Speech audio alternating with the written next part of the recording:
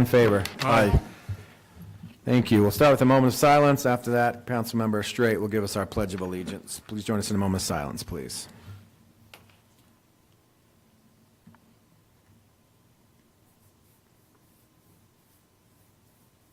Thank you. All rise. I pledge allegiance to the flag of the United States of America and to the republic for which it stands, one nation, under God, indivisible, with liberty and justice for all.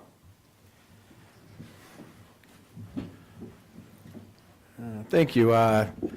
Next item is recognition of employees. We've had a promotion within the police department, and also we have a new school resource officer, code enforcement officer. So Chief Park, if you'll please tell us about what's happening. Thank you, Mayor. So we had the retirement of Lieutenant Ruth in July. At that time, then SRO Hardman was promoted to lieutenant. So Todd began working with, got to get my eyeballs, working as a reserve and an animal services officer for South Ogden in 1995. He was hired into patrol in 1997.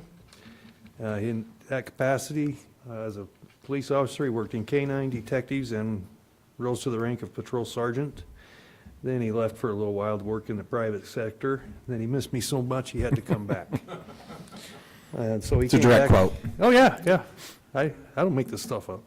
So in 2016, he came back as a school resource code enforcement officer, and then in July, like I mentioned, he's now the lieutenant over investigations. That brings us to subject number 2. This is Robert Guillen. He began his career in Davis County in 2006. He's worked in corrections, patrol, and alcohol enforcement. He then went to Syracuse, where he worked in patrol and undercover narcotics for several years. Then he also could no longer resist my charm, and in 2021 decided to come be part of our team. So he is the new school resource and code enforcement officer. We just want to introduce him to you folks since you have so much interaction with these two positions in particular. Awesome. We're really excited for both of them. So, but it's picture time. We all get in trouble if we don't get a picture. So, And I still get blamed from Syracuse every time I see him. He took Robert away. Yeah, we did. Try to keep up. We did. Chief, you'll turn and. So join the junior high. Meetings with residents already.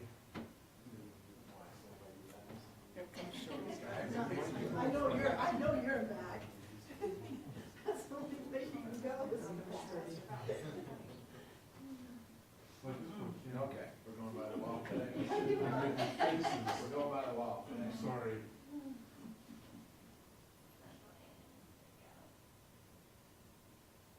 Perfect, thank you.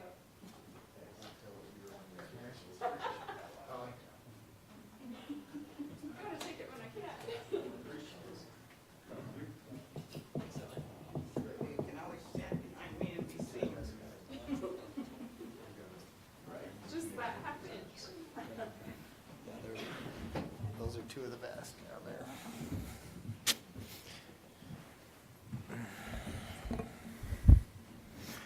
We lost most of our audience. Well, I was sad to see Todd leave those two positions, but Rob's been great, and I've already met the resident with him, and things are happening, so real excited about that.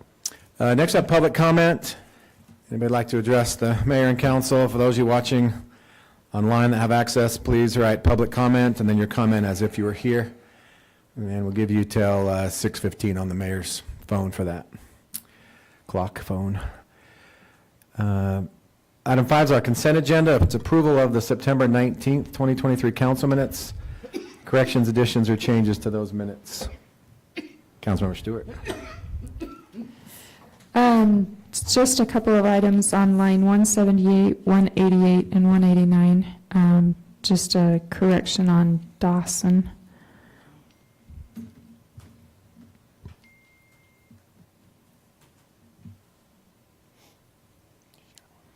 Do you know what that is, Lace? You good on that?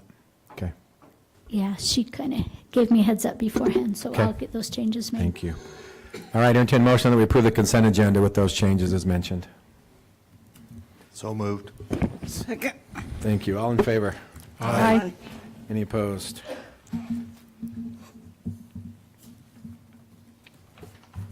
All right, our first discussion action item is consideration of ordinance 23-17, amending the South Ogden City Code concerning angled parking design standards. Mr. Dixon. Thank you, Mayor. So this ordinance was discussed as a discussion item at your last city council meeting. Let me jump to page 75 of the packet, actually, page 78. It's just an update to our city code related to vehicular parking in parking lots. Adding some language here on different angles of parking and the size of the stalls. And you'll notice here that 30-degree and 45-degree angled parking is limited to one-way travel only. We have a question on the table. We noticed that it doesn't include the 30-degree angled, so we've got to call in to Mr. Vlasic. So unless there's other questions, it's kind of a simple amendment, but it came to light with a development application, recognizing that there were some constraints in their parking, and staff recognized we needed to make some of these amendments to make it function better. So pretty simple. The recommendation would be, if you're comfortable with this tonight, would be that it be approved and provide direction that staff add the 30-degree dimensions on the table. Once we get those from Mr. Vlasic, our city planner. Lisa, is there anything you want to add? All right, any questions or comments? Discussed this for a little while. Okay, then entertain a motion that we approve ordinance 23-17 with the additions of the 30-degree parking in the tables. So moved. Second. Thank you. Any further questions or discussion? Okay, roll call vote. Councilmember Orr? Yes. Councilmember Straight? Yes. Councilmember Howard? Yes. Councilmember Smythe? Yes. Councilmember Stewart? Yes. Thank you. Item B, consideration of resolution 23-41, approving an interlocal agreement with Weber County for delivery of solid waste to the Weber County Transfer Station. Mr. Dixon, please. Thank you, Mayor. This has been talked about for, probably a couple of years now. We're finally to the point countywide where this resolution has been going around to all the municipalities in the discussions about the transfer station and the continued operation and management of the transfer station by Weber County.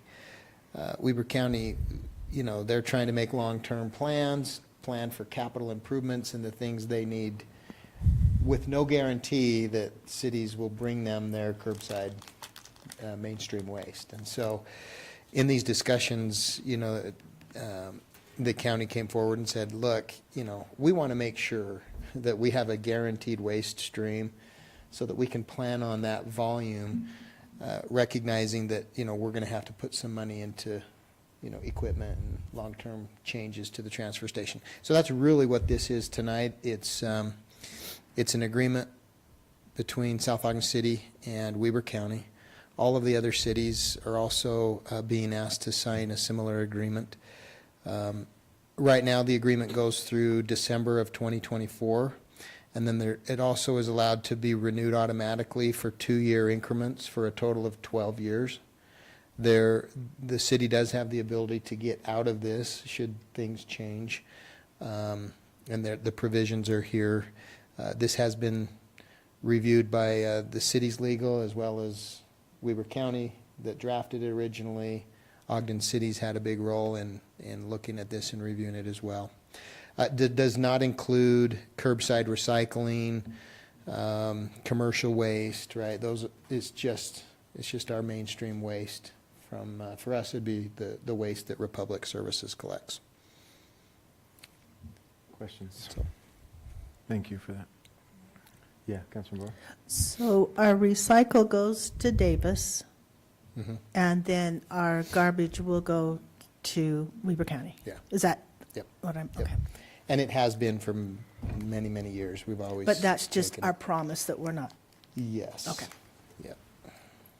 Good. There just hasn't been an agreement that says, we will bring you.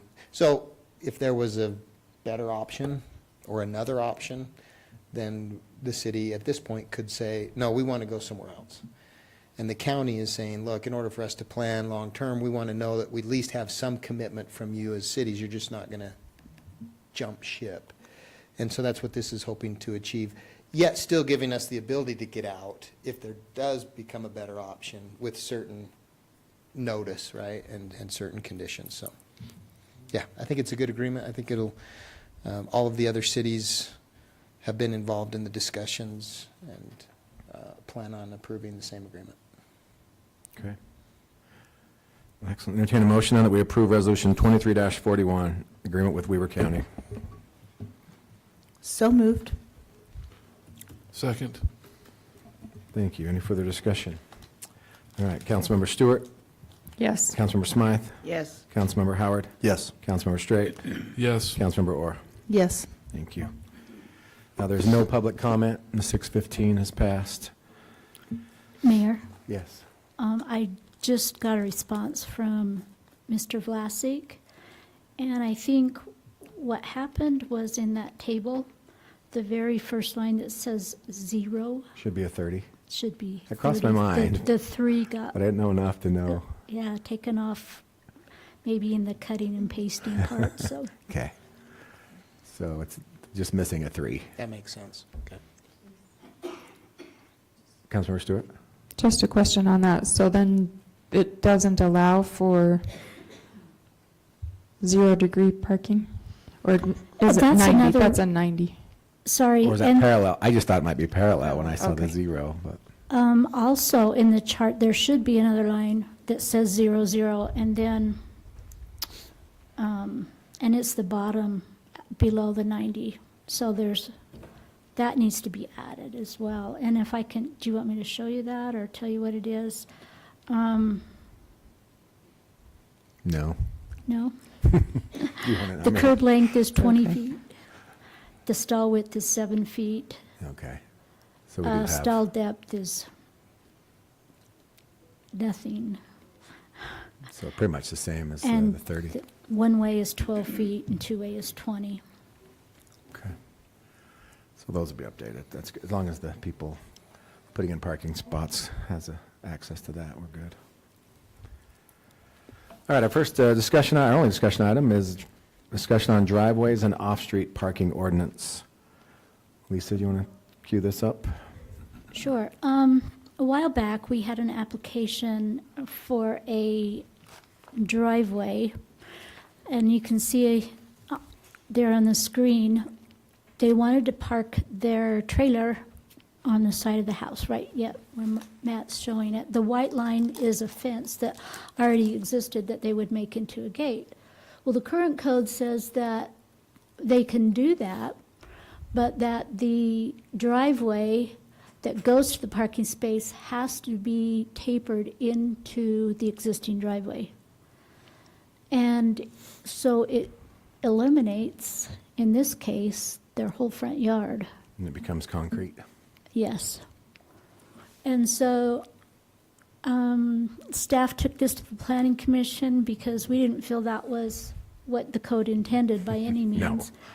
And the planning commission took a look at it and decided to change it. And I wanted to explain a little bit about the two charts that are in your packet. So if you go to the one, it's on page 94. In the bookmarks, it says code as forwarded by the planning commission. And so in that one, we show you everything that was changed from the original code by staff and the planning commission to make it work. And then after the planning commission approved that, I was getting it ready for this meeting, and I noticed maybe some improvements that we could make. And so on page 97 is the suggested changes since the planning commission approved it. So what I did is and it's not approval, it's approval. The bookmark is misspelled, sorry. What I did is I took page 94 and I accepted all the changes. And then on 97, it shows the addition of some wording just to clarify things and make it more clear. And then also what I did, and this is the most confusing part, everything is still in there, but I put it in a different hierarchical order. I put all the off-street parking together under A, and all the driveway, things pertaining to driveways under B. And so, whereas they were kind of mixed in with each other before, I just kind of separated them out. So again, the order has changed, but the only changes to wording I've noted on the sides. So, and it was just basically for clarification. Can I ask a example- question, Lisa? Just to be clear, you accepted all of the planning commission recommendations, Yes, and then the red lines in these latter pages, on page Are- 97 and 98. 97 and 98, are red lines that you're suggesting be added to the planning commission's changes to improve the code. Correct. The And flow and the clarification. And reorganizing some of that, yeah. exactly. So I really, for example, on page 97, if you see number 5, that was taken out by the staff who worked on it previously. Access, parking spaces shall have direct and unblockable access to a driveway. And you'll see my note saying that we took it out before, but we added it back in from the original code because without it, parking spaces without a driveway would be allowed. And I don't think that's what we want either. So, and I talked to, so it was Madison Merrill who worked on this primarily, and Mark. And so I vetted all of these changes with them and said, you know, this is my understanding. If we change this word, it'll make it more clear. And they were okay with those changes. So it's not that we've changed the basic intent. We're just trying to make things more clear. Mr. Dixon, you go to page 98. Number 4 says coverage with the percentages there. So where we started with this discussion, would not be allowed because it would Correct. take more than 70% of the front yard and 50% of the. So Exactly. did that application person get their concerns resolved, or did they just can't do it? So we had to approve it because it was a couple of months ago. Okay, So based on the code at that time, it was it approved. was approved. Okay. Yeah, so the two major changes, and so some more things that I should tell you. Before, second driveways had to be approved by the planning commission. But now it allows second driveways to be approved by staff if they meet these conditions. In other words, the lot has to be wider than, 50 feet? Can't even remember. And it can't take up more than 70% of the front yard. Oh, it can't, the two driveways together can't exceed 50% of the lot width. So those are some important additions that were made by staff and the planning commission that they approved. That will prohibit something like that from happening again. And then, as it was being approved by the planning commission, they did add in that one caveat about lots that are have double-sided frontage, like over here on Orchard and is it Madison? I believe the houses in between, they face one or the other, but their lot goes all the way through so that they have a street on the front side and on the back side of the house. And those houses, if they want a second driveway, they do still have to go to the planning commission for approval. That was their request. Yeah. Councilmember Smythe and then Councilmember Stewart. Well, this, I hate to be a broken record because I've been approached by all this parking. And now how are we going to enforce this? Because you asked me to get addresses of all these people that are parking illegally on their yard and everything. And it's just, it'd be a list as longer than my arm now. So how are we going to manage this? So, right now, anybody who wants a second driveway, they have to get a land use permit. And it does say in here that anything like a second parking access or a second parking pad does have to be approved by staff. So, who on staff will enforce that? I'll let Mr. Dixon answer that question. Well, it's a code violation. A zoning code. So it'll be equally as challenging to enforce as any of our other codes. So, I mean, at least having this in the books will enable us that when we observe something or someone says, hey, my neighbor looks like they're doing this, can you guys come look at it? At least we have some teeth to say, look, you need to comply. Will people inevitably just go out and start putting in a second driveway because they want to? Yes. I mean, it happens, unfortunately, all too frequently. And so I guess the same challenges we have currently. It's, yeah. Yeah, does the average citizen know they have to get permission for a second driveway? I mean, I don't really know. Does what? The average citizen know they have to get permission for these things. They just do it. And if the neighbor doesn't say anything or nobody that drives by, so I guess we Sounds like a good newsletter. start driving by. It was in there 5 months ago. 5 months ago. So I'll Yep. put it again when springtime comes and people start thinking about it again. Councilmember Stewart. I just wondered, under 7E, it says if a roof or cover is desired, sorry, this is on page It's right there. 97. If a roof or cover is desired over an accessory vehicle parking slab, it must comply with all applicable codes and regulations, and an appropriate building permit must be obtained. Otherwise, the parking slab must remain open and unobstructed from the sky. So I just had the question, when is it allowable to cover a parking space? Because I've had someone ask repeatedly over the years they've wanted to, and the city has always said, nope.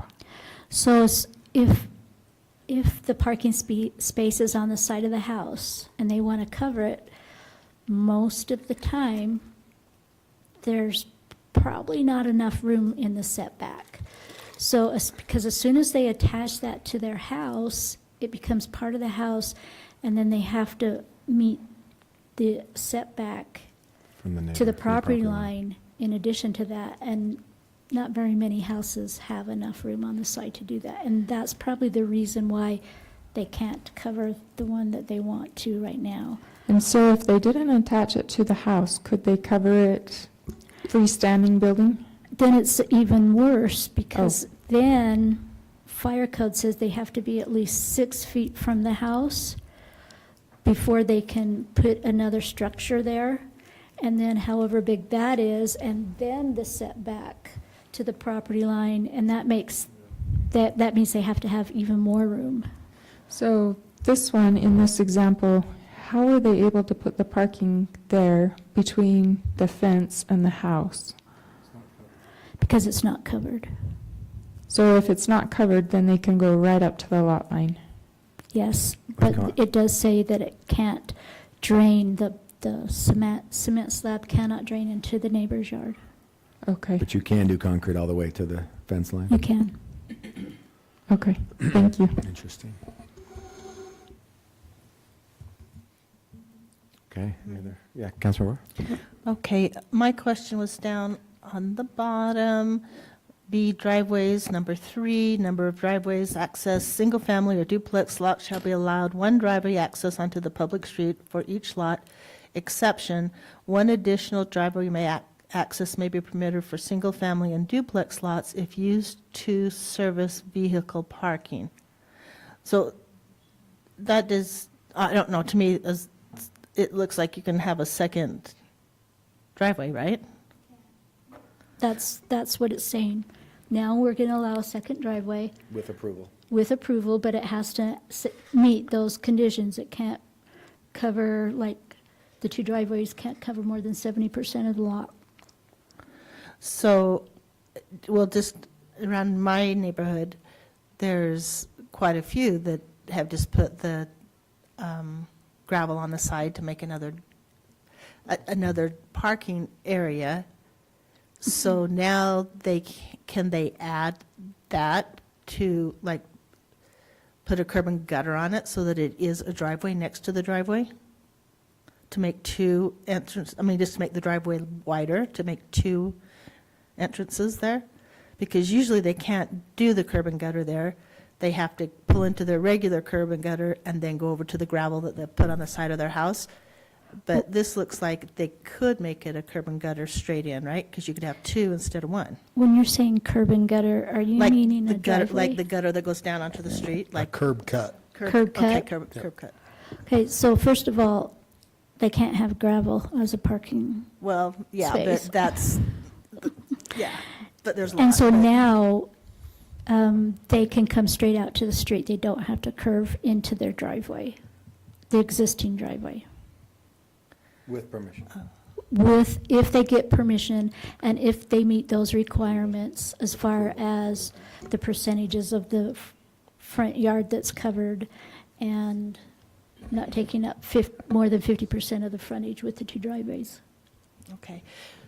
So most of them that are in my neighborhood could probably come out to the curb, which used to be illegal to come out to the curb, right? Now we're okay letting them come out to a curb cut. As long as they get permission from the city. Well, none of these have, but I doubt they're going to now, but I have. I report them when they're pouring the concrete Remind and them. nothing can be done, so because they haven't done it yet, so. Well, I know several places where we've required that people put the curb and gutter back after cutting it without permission. As the public, they have to get a permit from Public Works to do that, so it's never too late. Well, okay. Then the other question was, years ago, there was a resident that came, I think he was over on 37th or something, and wanted to put another parking in front of his house. And we wouldn't allow him to do that because it was too much coverage of concrete in front of his house.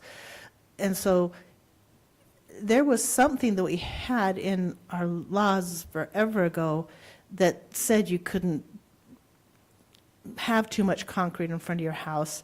Do you recall what that was? Because we wouldn't allow him to do that because it was going to be too much concrete in front of his house. And then we said we don't have any rules that for this other person that can do his whole front in concrete. The rules would let him do his whole front in concrete for a driveway. And so, yeah, I'm just curious because it was years ago and he was saying, how do I get another car? I can't even get to my back. I need whatever. And we wouldn't allow him to do a wider driveway. I wasn't familiar with that. I don't know. The reason, I mean, we don't allow parking in front of a house.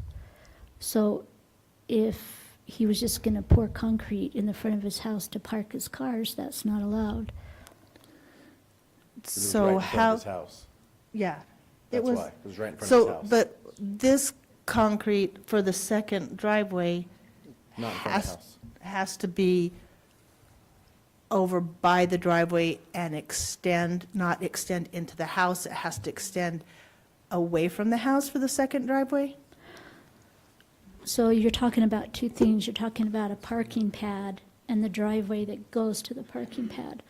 The parking pad can only be on the side of the house or in the rear of the house. And so you cannot put a parking pad like in the front of your house and then have a driveway from it to the street. Parking can either go to, parking can be in a garage or in the side or the rear of the house. So, then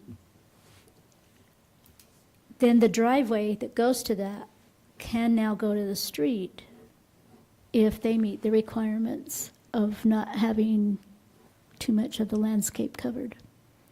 Okay. Well, most people can go another driveway on the other side of their driveway. You mean on the other side of their house? Well, if the driveway goes up to the one side and they put another driveway here, then that is, that's okay. They just can't put another driveway on the grass that side. They can put it on the grass probably that side. Or, It all depends on the house and where, Okay. what they have. and then the other one that has just been put in is on the side of the house because the front's there, they come into the side and they just put a gravel driveway in. But if they get it cleared, then they could put it out to the street and they wouldn't have to try to go in if they get it cleared, but it's still gravel, so it's not cleared, but, No. Yeah, if they get permission from the city. okay. I'm just thinking that's going to be a lot of driveways going in, but, maybe not. But they won't be in front of the house. It won't be taking parking, hopefully they won't be parking on the landscaping. Hopefully they won't be parking on the street. This will allow them to get more parking off of the street. Okay. And then, like Councilmember Smythe said, we've got, my neighborhood has xeriscaped their front yard, so it's all gravel, so you can park the trailers in your front yard on the gravel, which, No. of course, park on I landscaping. call, but it keeps happening because that's kind of why they did it.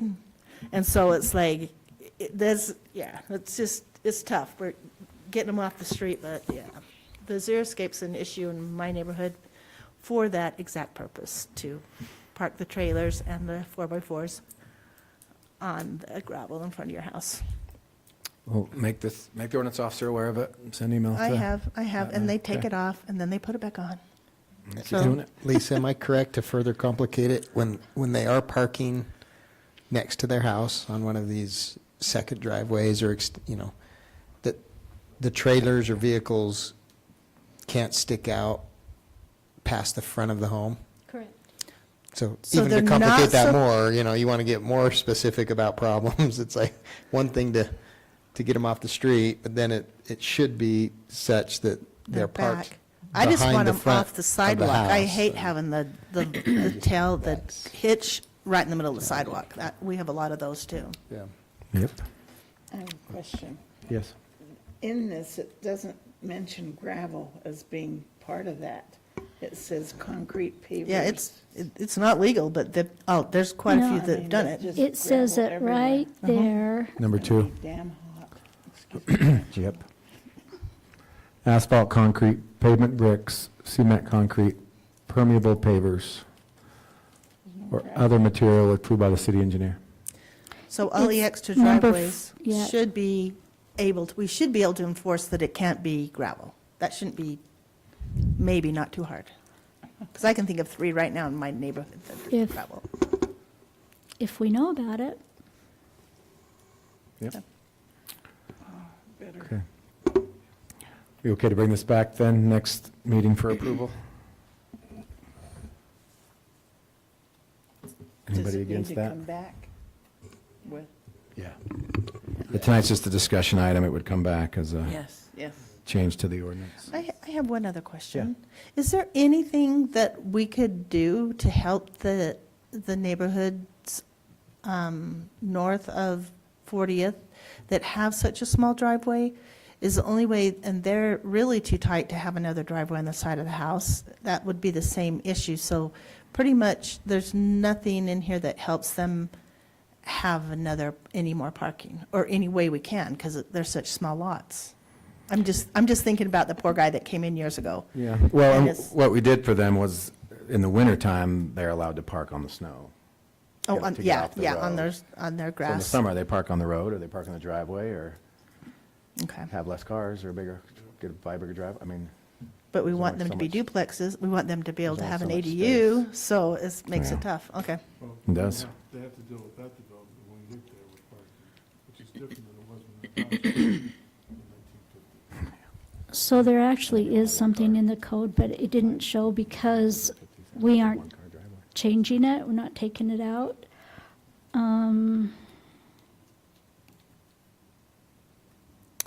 I'll see if I can find it. Anyway, it does give exceptions, and it says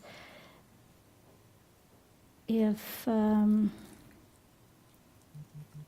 here it is.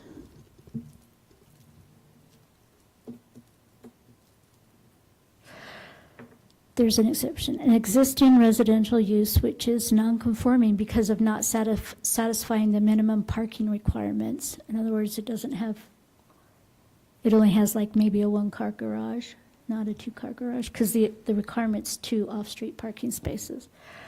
Is this May- for ADU or for just? This is anybody. Anybody, okay. May provide additional parking in the front yard area for up to 2 vehicles, providing that the side yard and/or the rear yard is not accessible by an 8-foot space or larger, and if the existing location of public utilities does not otherwise prohibit travel through that area. So that is giving them the exception. We will let those few exceptions have parking in their front yard. If they can't get into the back. There also is another exception that says if the driveway has more than a 12% slope, that they can grant an additional parking space in the front yard. And so it's talking about the front yard is so steep that, or the driveway is so steep that there's nowhere else that you could put a parking space except for right there in the front yard. So they're kind of given some exceptions to And that. that would not apply to the minimum front of the maximum amount of No, those are exceptions. concrete or hardscape. Yeah. Okay, Okay. thank you, thanks for your hard work on that. That's good. Yeah, well, it's always something we'll battle, is people just, and you got to battle personal property rights in there too. I mean, it's a balancing act. All right, reports, direction of city manager, Councilmember Orr, go ahead. I will not be here for our next meeting. I will be in Casper with a new grandbaby when she or he comes. Oh, they don't know? Nope, they don't want to know. That's the best. Good job for them. I'm a fan of that. Thank you. Anything else? Councilmember Straight. I just wanted to, I haven't been able to make all the meetings for the Friendship Park History Trail, but I just am so thankful for the professionals that have volunteered their time and done such a wonderful job and been there to get things done. And you know, we're lucky to have some wonderful, not just community members, but also historians that are working on that project. And I know Jeanette's worked hard on that, and you know, even brought in another member to help make certain we have all groups represented. So it's just a wonderful thing, and I so appreciate those community individuals who have done such a great job, which started with a windstorm and knocking out Kit Carson, or at least his monument there. So anyway, I think that's a wonderful thing, and I look forward to seeing that come to fruition and walking that park and with my cane and reading those. Being reminded of the history we forgot. Yeah, that's right. Anyway, that's all I have. Thank you. Mr. Howard. I have nothing. Councilmember Smythe. I had the privilege of getting into a conference with the Dr. Philip Dean, who is the Professor of Public Finance and Research Fellow at the U of U. And he had some wonderful things to say about Utah, and then very good information. And one of them was that 55 and older, 50% of those people are working for utilities, or 55 plus, which, you know, and there was just some great statistics, and I won't go into it because it's long. It was about an hour long, and it was just talking about multiple families, and they even brought up the idea of affordable housing, and it's a problem that's going to continue, and it's not going to be solved today or tomorrow for sure. And but there's so many retirees in Utah, and businesses are suffering from that. Plus, people working for companies out of state. They're from Utah, but they're working out of state. They don't pay taxes. So it's hurting our tax base. That was a real interesting piece. It is. But he's a very interesting, very knowledgeable. I mean, I was just astounded at all the information he was giving us at that conference. The There's probably second some of our thing I residents that had work in was the state do the same thing. one of the, I was almost accosted by one of the residents saying that the people on 58 or 5900 behind the nature park, that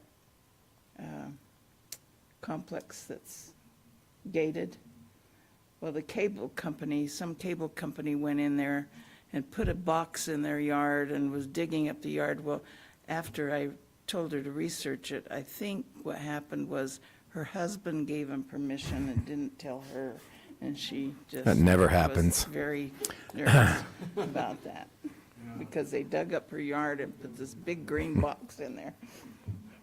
So I think that's been solved. They were going to get back to me, but haven't called me, so it must have been solved. Good. So Thank you. Councilmember Stewart.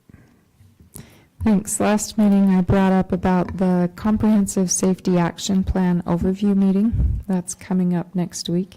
I received an email after that meeting that indicated attendees that would most benefit from this discussion include city or county traffic engineers and transportation planners, law enforcement, and emergency services. So probably all of those are contract people that we have. Correct, that we contract with, oh, right, law enforcement and emergency services, so fire. Anyway, but it sounds like that's who that's really for. And then the other meeting that came up that same night was the Wasatch Choice Vision Workshop, which is coming up, and that's November 8th. And usually that's been here, but they're holding it down in Clearfield. So anyway, I guess I just was clarifying what the meetings were that I was talking about that are coming up, and those are the two that stood out. That's all for me today. Thank you very much. Mr. Dixon. Thank you, Mayor. I may have already provided a couple of these updates through an email to you all, so I apologize if that's the case. But our skate park is literally in the final stages. There's just one adjustment that needs to be made to the plans regarding some of the size of the drainage pipe. I saw an email exchange today between our engineer and the design team, and he said, hey, as soon as he puts that in the plans, they'll shoot those over. In looking at that, we're a part of a group called Sourcewell, which is similar to, you know, when we talk to you as a council about a certain vendor being on state contract, that the state has vetted these individuals. We've used Sourcewell, I think it was maybe for something in our fire department. And so there are probably 4 or 5 companies that build skate parks that are have been pre-qualified through Sourcewell. Spawn Ranch, our design team is one of those, but there's also 3 or 4 others. So as I've thought through that, I think it will help ensure competitive pricing, but also save us some time by just having those companies that have been pre-vetted by Sourcewell bid our project and give us. Now, we don't have to do that, because similar to a state contract, we could just say, great, we want to work with you, give us a number, and let's build our skate park. But as I've looked through it all and trying to understand how their pricing with Sourcewell is determined, it gets a little confusing. And so in my mind, it's like, they've been vetted, we know they're good companies that know how to build quality skate parks. Let's just have them give us a final number, and then you as a council can ultimately choose. And so I think that could happen relatively soon and should be pretty quick. So that's exciting that we'll be able to know kind of what that looks like and be able to move that along. Councilmember Straight mentioned the Heritage Trail Committee. A lot of great momentum. We've got 2 of the monuments that we've ordered have arrived. We've got 2 more that should be here within the next week or 2. So our historians and our committee they're writing, they're reviewing. You will next see it as we have one monument ready. And what I mean by that is the writing on 3 sides will be reviewed and approved by the committee. The monument company will mock up a design of what it will look like, and then that'll come to you as a council to ultimately say, looks good, let's keep going. Then the engraving can start on the first couple of monuments. And so we do have funds secured to start acquiring additional monuments. And so I would say in a short period of time, we could probably get 2 more or even 3 more ordered and on their way. So a lot of great momentum. It's taken a while to build up, but now granite takes forever to get here. I'm not sure how far that comes, but should be exciting to start to see that come about. Letter of intent's been issued to Wasatch Front Regional Council about the changes in our funding for 40th and Chimes. Remember, we're going to phase those projects, so we've let them know that we're going to phase it, and then we're also going to be seeking funding for Phase 2, which would be the 40th Street side. Chimes View will be the first phase of that project. And then also we'll be looking at Weber County dollars next spring or summer when their applications are due. And then Mayor, wonder you may want to talk about ASLA and then UTA? You're attending an event on Friday. Oh, yeah, the acronym didn't sound I familiar. think it's the American Society Gotcha. of Yes, Landscape it is. Architects, It's like ASLA. Too many things in my head. And then I thought you might want to touch on Okay. UTA. I will do that. Okay. That's all I have then. Thank you. Okay, thank you. Yeah, and I give Mr. Dixon a lot of credit for the Heritage Trail Monument going, as he's gotten everybody to meetings, and hey, let's meet again, and that's been great. They even had the last meeting down at Bots. They went down to the place to look at exactly what we're getting, so that's just been really fun to be a part of when I can make it. The fire station open house next Tuesday night on the 10th. That's from 6 to 8 p.m. here. There's lots of things from our city's going to be doing, things from the county. It's just become a really neat event. And so come down yourselves, bring families, friends, neighbors. There's something for everybody, lots of educational things, lots of fun things. Food and fire, I mean, you can't really beat that. So 2 of my favorite things. And so that there's a lot of work's gone into that. I did my monthly update video today with Chief Story, and so we're going to promote that on social media. But yeah, it was really cool. That's exciting. So next Tuesday night, that's the place to be. Matt and I met with Beth Holbrook. She's the Northern Utah rep for UTA to talk about some of the things that UTA is doing and how that impacts our city and what our city needs. And that was a very productive meeting. She's very bright, has some really good ideas for the future, has a really good pulse on what's happening in the county and Northern Utah. And so we talked about some of our new multifamily and getting connections to buses and other things from there. And The OGX is free for the next 3 years at least, and its ridership is double what they estimated. So that's been a good thing. And yeah. Then when they say predicted 3,400, and it's been 7,500 or something like that. And then they're trying to buy other rail lines to speed up the commute to and from Salt Lake, leave more often. So some cool things that are happening, and gave a little history lesson too, and I thought it was well received. The city's receiving an award from the American Society of Landscape Architects. Is that correct? Through Mark Wright, and so I will be accepting that award on behalf of the city on Friday night in Salt Lake. And so that'll be cool. I'll know more once that happens. I'm not really sure. Just got an invite, and it asked me to come, and I checked my calendar, and my Friday night was free. So Sharon and I have a date on Friday, and I'll tell you next time I see you what happened and show you what award we got, if I can carry it. Maybe it's too big. Birch Creek Park, yeah, so very cool. So those kind of recognitions are neat. So, and otherwise, I believe that's it. So entertain a motion that we adjourn. So moved. Second. All in favor? Yes. Yep. Thanks, everybody.